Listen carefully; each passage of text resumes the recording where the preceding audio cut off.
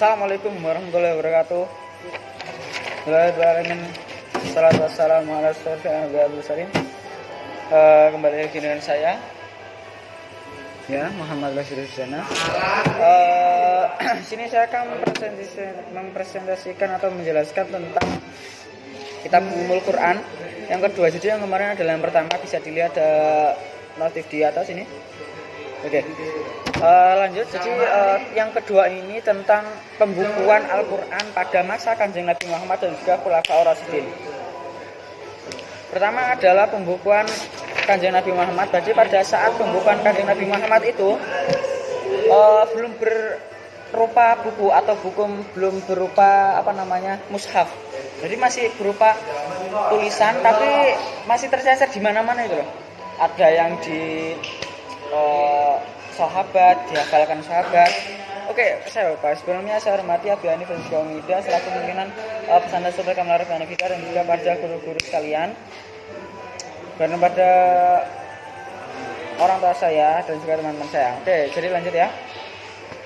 Jadi pada saat itu Nabi Muhammad masih menulis sendiri, yang disuruh adalah 4 orang. Salah satunya adalah Zaid bin Sabit, Umar bin Khattab, Abu Bakar, pokoknya teman-teman yang dekatnya gitu ya. Oke, soalnya jadi Nabi Muhammad menyimpannya di rumahnya, di dalam beliau gitu. Jadi disuruh menulis kepada sahabat-sahabat beliau, terus nyimpannya di dalamnya beliau biar aman gitu ya. Terus juga ada pernah hadis yang mengatakan bahwa yang intinya adalah menulisnya di atas rikok. Apa itu rikok? Jadi rikok itu adalah lembaran kulit ya apa aja, misalnya lembaran kulit hewan ataupun tumbuhan atau pelepah gitu. Jadi penyalinan Al-Quran itu terdapat di beberapa bahan. Yang pertama ada rikok tadi, yang kedua ada batu. Jadi batu putih yang batu putih yang ini ya, batu terus ditulis di atasnya. Tuh, kan tercecer di mana-mana itu kan ya. Terus karena kan tidak ada media alat yang lainnya, karena zaman dahulu kan ya gitulah pokoknya belum masuk. Beda dengan yang sekarang. Yang kedua, yang ketiga adalah pelepah kurma. Jadi pelepah apa aja? Pelepah kayak pucuk biji kurma, biasanya pucuk daunnya kurma, itu yang sering digunakan dalam penulisan zaman dahulu ya. Soalnya tulang juga, pada tulang hewan. Kalau ini saya kurang tahu ya. Tulang hewan, terus tulang rusuk hewan juga, dan juga kulit. Ada kulit, jadi kulit yang sudah disulam atau ya itu yang dapat digunakan untuk menulis. Selanjutnya jadi pada zaman dahulu itu orang Arab itu kan pada zaman jahiliyah, pada zaman agak bodoh, pada zaman kebodohan kan nggak bisa baca tulis, jarang, minim sekali orang yang bisa baca dan juga tulis pada saat zaman dahulu ya. Jadi kan pasti penyampaiannya agak susah karena ya nggak tahu gimana, hanya dengan mulut atau ya penyampaian qaul, nggak bisa dalam penjabaran penulisannya kan karena dia mungkin nggak bisa membaca. Selanjutnya zaman dahulu juga menggunakan abjad yang sulit karena tidak ada harokatnya. Jadi yaitu namanya adalah abjad nabajat yang nabaten, yang dahulu juga pernah Nabi Muhammad sudah ada. Maksudnya Nabi Muhammad belum lahir, abjad tersebut sudah ada, tapi sangat sedikit, minimalis orang yang mengerti bahasa tersebut ya. Selanjutnya terpelihara di 2 tempat. Jadi Al-Quran ini hanya terpelihara di 2 tempat. Misalnya untuk memeliharanya atau untuk menjaganya, pertama adalah di hati, di dada, atau ya untuk hafalan nih, hafalan para sahabat maupun Kanjeng Nabi itu sendiri. Terus yang kedua adalah pada alat tulis, media tulis tadi yang saya sebutkan 4-6 tempat menyalin.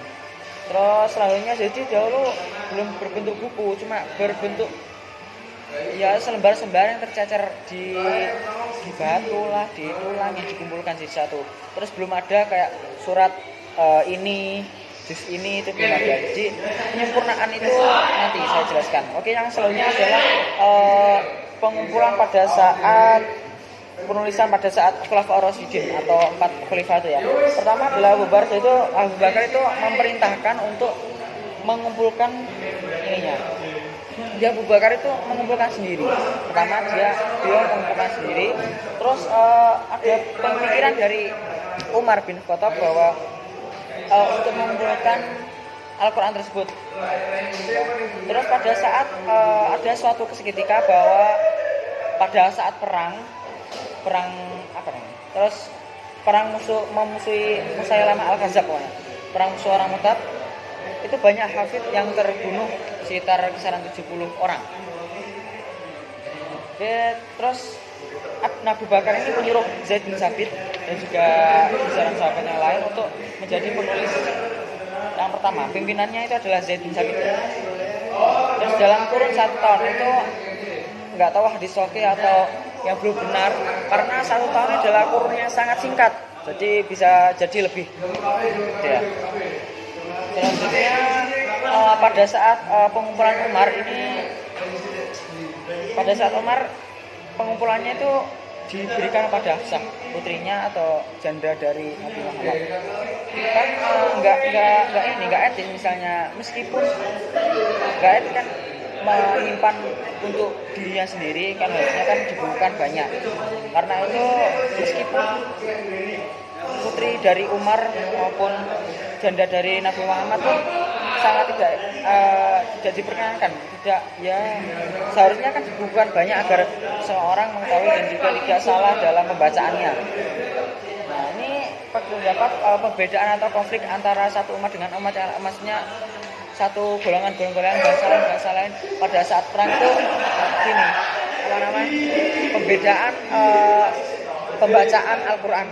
Nah, selanjutnya pada zaman dahulu juga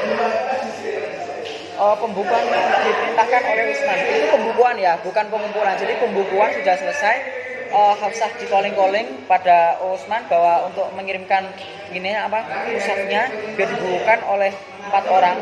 Yang 4 orang ini, yang 3 dibawa ke luar Madinah, luar Mekah, yang satunya disimpan oleh sahabat Utsman itu sendiri untuk pentashihan kepada sahabat Umar ya, sahabat Utsman. Nah, terus pada zaman dahulu juga belum ada yang namanya harokat titik-titik, itu belum ada, panjang pendek. Maka disuruhlah pada saat zaman Abdul Malik, untuk Khalifah Abdul Malik pada saat zaman ini Abbasiyah kalau nggak salah.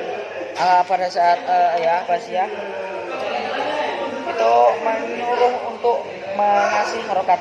Terus penyempurnaan sampai akhir abad 3 Hijriah Al-Quran sudah selesai disempurnakan, yang termasuk 30 juz, 114 ayat, terus 6.666 huruf kurang lebihnya ya, dan juga sekian ayat. Oke, terima kasih sudah melihat video saya. Kurang lebih maaf jika ada salah. Assalamualaikum warahmatullahi wabarakatuh.